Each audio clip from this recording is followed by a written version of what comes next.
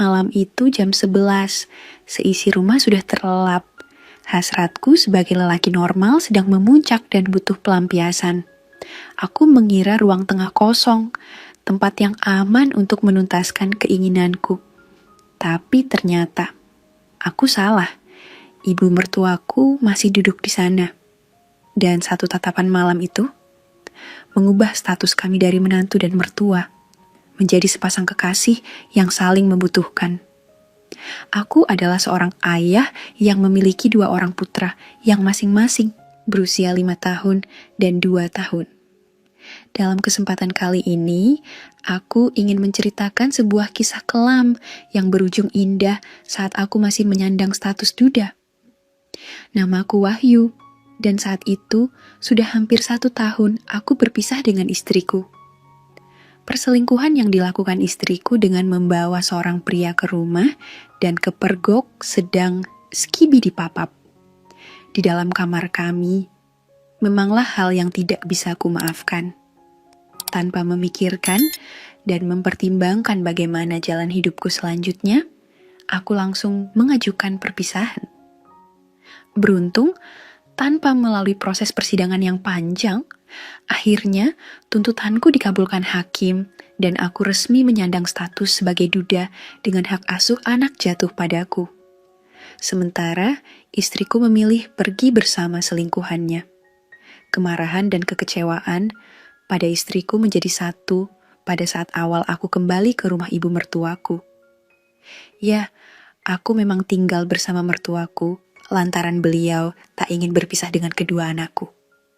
Beliau juga mengakui kesalahan istriku, bahkan tak sedikit pun membela anaknya itu. Apalagi secara terang-terangan, istriku pergi tanpa memikirkan aku, ibu mertua, dan juga anakku. Dalam situasi itu, aku sempat berpikir untuk tidak akan menikah lagi dan fokus untuk mengurus kedua anakku. Aku juga sempat meminta izin pada mertuaku untuk mencari kerja seperti sebelum bercerai dengan istriku. Tapi beliau justru tak setuju. Beliau beralasan kalau hanya untuk biaya makan sehari-hari, beliau masih bisa mengandalkan pensiun suaminya. Lagi pula, putraku masih kecil sehingga sedikit banyak masih membutuhkan figur seorang ayah. Seiring waktu berjalan, perasaan dalam jiwaku berangsur tenang. Tinggal di rumah menjaga anak dan mendapat dukungan dari keluarga membuat hidupku masih berarti. Hanya saja, di saat sedang sendiri, terkadang aku merasa kesepian. Dan hal itulah yang kadang tanpa kusadari membayangkan kembali ingatan masa indah bersama istriku dulu, di mana biasanya istriku sering bermanja ria di waktu malam. Jujur, aku merindukan hal itu dan ingin kembali ke masa itu.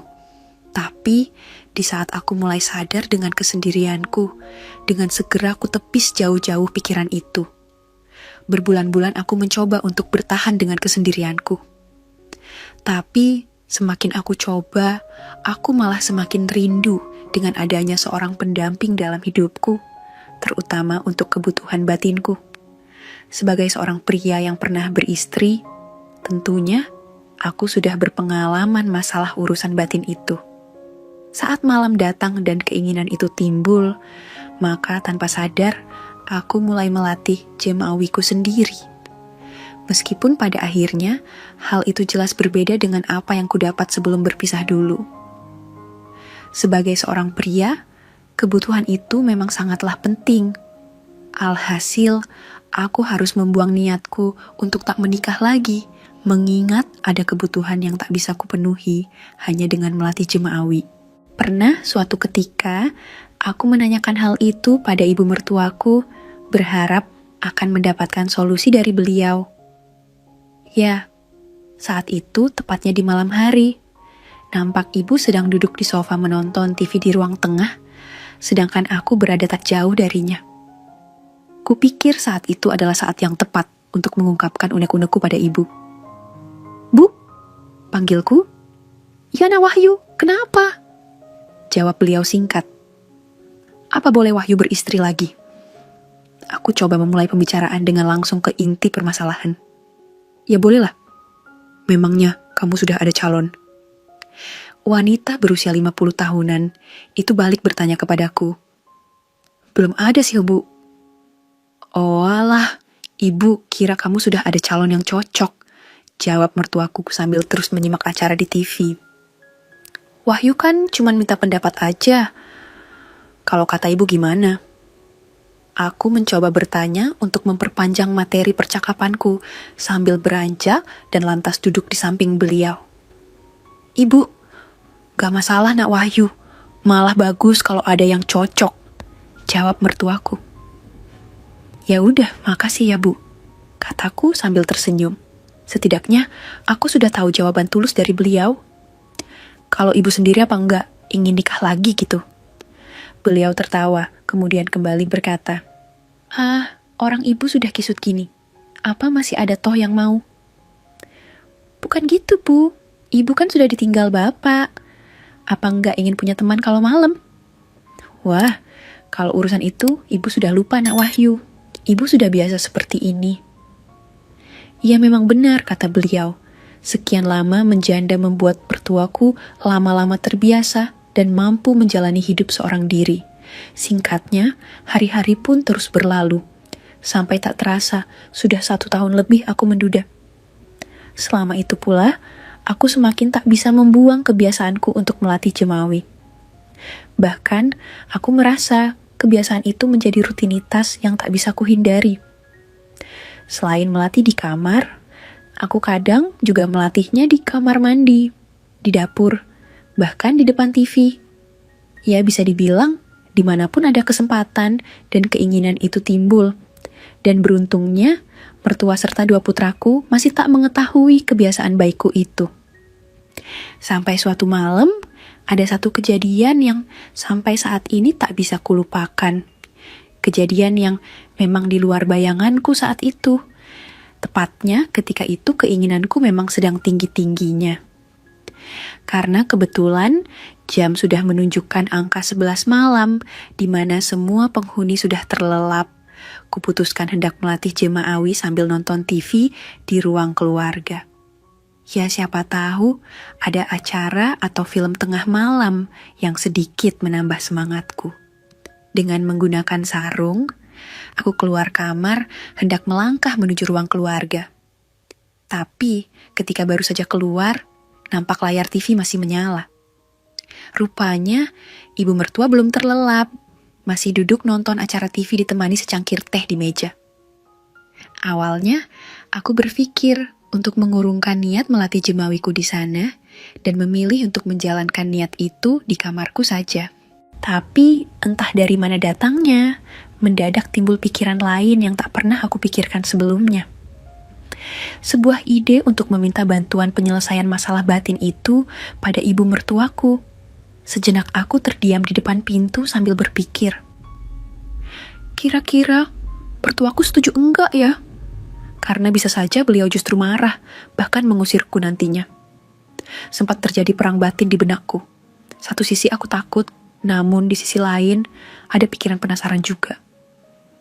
Jika seandainya ibu mertuaku bersedia, yang penting usaha dulu. Mungkin saja beliau enggak akan marah dan malah setuju. Pikirku dalam hati. Dalam kebimbangan itu, secara tak sadar, rupanya beliau menoleh ke arahku. Loh nak Wahyu, kenapa di situ? Sontak aku terkejut. Tapi berhubung pikiranku semrawut, maka tanpa menjawab aku melangkah ke arahnya. Beliau nampak tersenyum ketika aku duduk di sampingnya. Bu, sebenarnya Wahyu ingin ngomong sesuatu. Ngomong apa toh? Kok kayak yang serius gitu? Sahut ibu mertua sambil meletakkan remote TV-nya. Wahyu mau minta tolong Bu. Sejenak ibu mertua nampak heran. Iya, mau minta tolong apa toh? Kalau seandainya Wahyu jujur, apa ibu marah? Iya tergantung toh, ujarnya.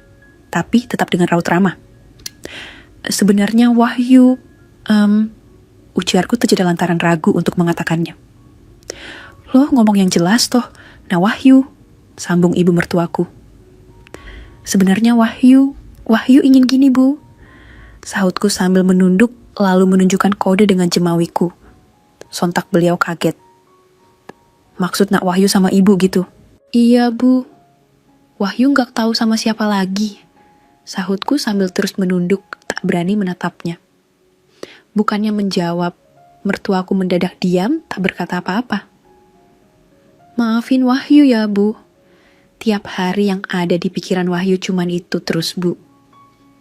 Jantungku berdebar lantaran ucapan itu terlanjur terlontar. Aku yakin setelah berkata seperti itu, beliau pasti akan marah atau bahkan membenciku.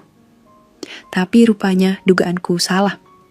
Entah karena iba atau apa, sedetik kemudian beliau tiba-tiba tersenyum sambil berkata, "Ibu nggak tahu apa ibu masih bisa.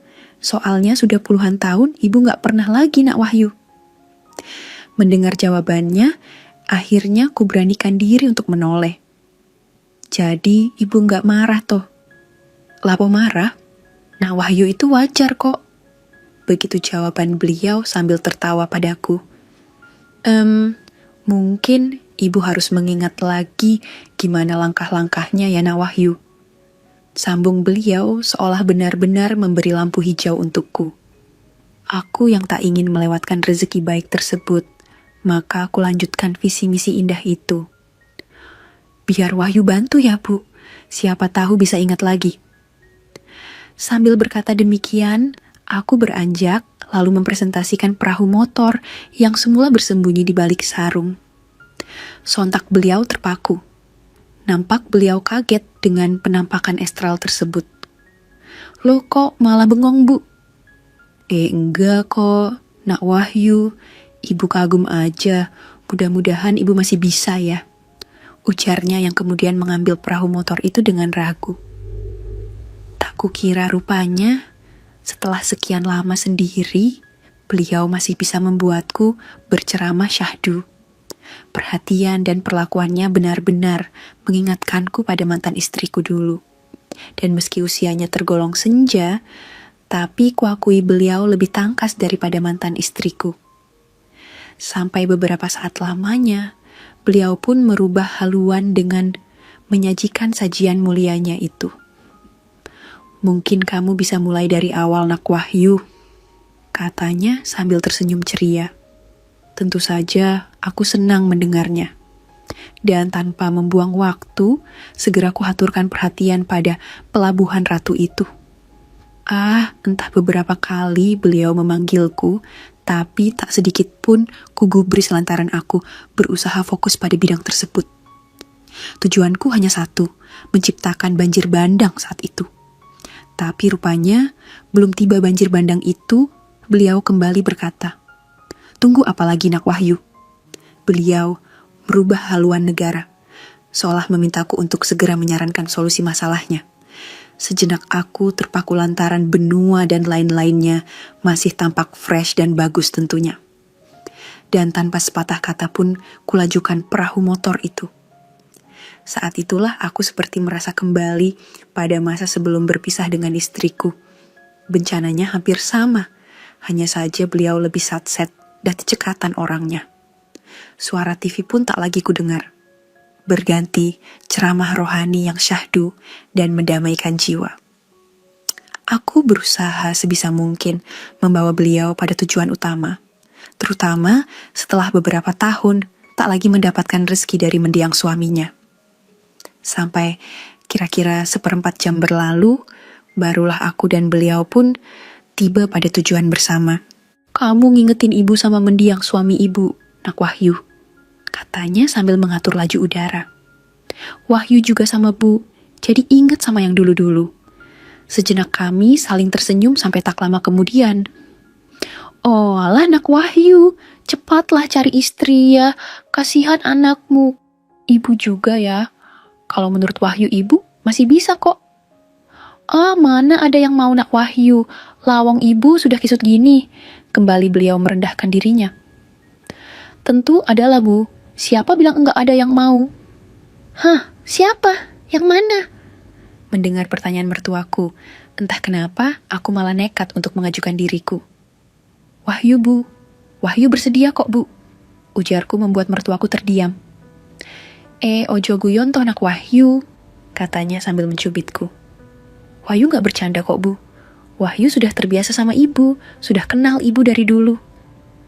Mendengar hal itu, mendadak mertuaku menangis sambil memelukku. Bukan tangisan haru, melainkan tangisan bahagia. Lantaran aku bersedia, meski usia kami jauh berbeda. Dan ya, beberapa bulan setelahnya, akhirnya kami pun meresmikannya. Beliau percaya jika aku adalah orang yang tepat untuk menjadi imamnya. Begitupun denganku yang akhirnya menemukan pengganti setelah sekian lama menduda. Sobat sekalian, kisah Wahyu mengajarkan kita bahwa jodoh adalah rahasia Tuhan yang paling misterius.